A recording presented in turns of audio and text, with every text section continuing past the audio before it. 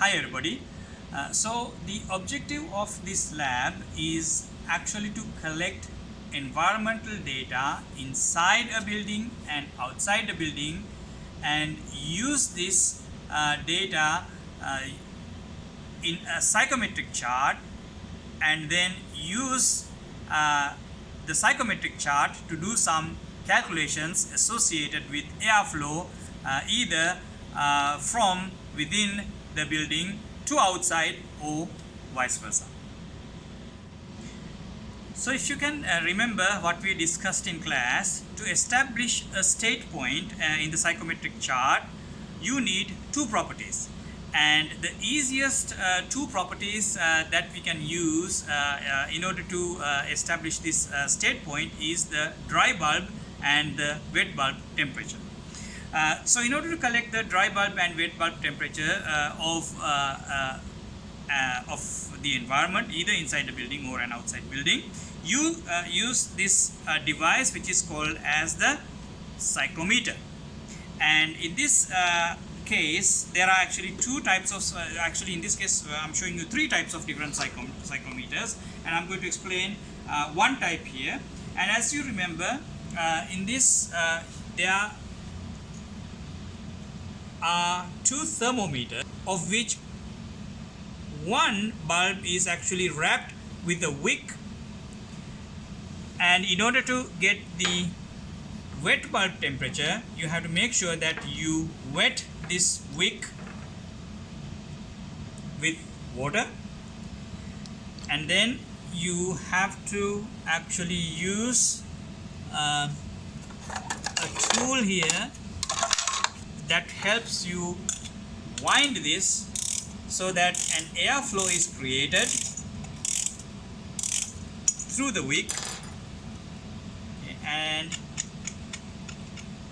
after giving enough time, actually it goes the other way, after giving enough time, you will notice that the temperature would stabilize, and then you basically have to record the dry bulb temperature of course the thermometer, which we did not do anything with, so it is basically dry, and of course the wet bulb temperature. So using these two properties, you can actually establish the state point, and then you can actually use that state point, either it could be inside the building, and then along with another state point that would be outside a building to actually do the calculations. So in this second type of psychometer, what you will see is a similar setup. If I can open this, there you go.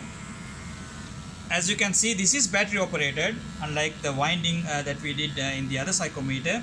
Here also you can see the dry bulb thermometer and the wet bulb thermometer with a wick, and in this case what you are still going to be doing is just like what we did earlier. You are going to wet this with water, and then you are going to wait until the system stabilizes, and then once the system stabilizes, of course you are going to be collecting the dry bulb and the wet bulb temperature.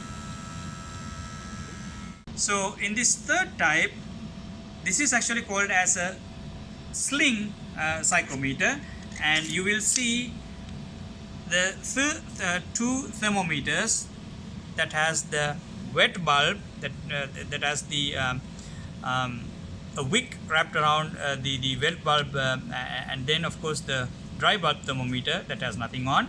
And in this case, the draft is created by actually slinging it, and you have to make sure that you keep on slinging this for sufficient amount of time until the temperatures are stable, and then you are going to record the dry bulb and the wet bulb temperatures. So the only difference between the three would be actually the action of how you get an airflow through the bulbs. In this case, we had to use winding, and in this case actually it was a battery and a motor that created the flow, and in this case the slinging action. So in an ideal situation, what you will actually do is you go and take the measurements inside a building in 3 different locations, and then you go outside the building in and take measurements in 3 different locations. For example, if it is a sunny day, you will be taking data near a building. You go out into the sun where there is direct sunlight, or then you can also go underneath a tree, and then you collect data from those 3 points, and then you get average. And once you get the data, then of course you are going to use the Excel sheet and then do the problems that are in the Excel sheet using the data that you collected.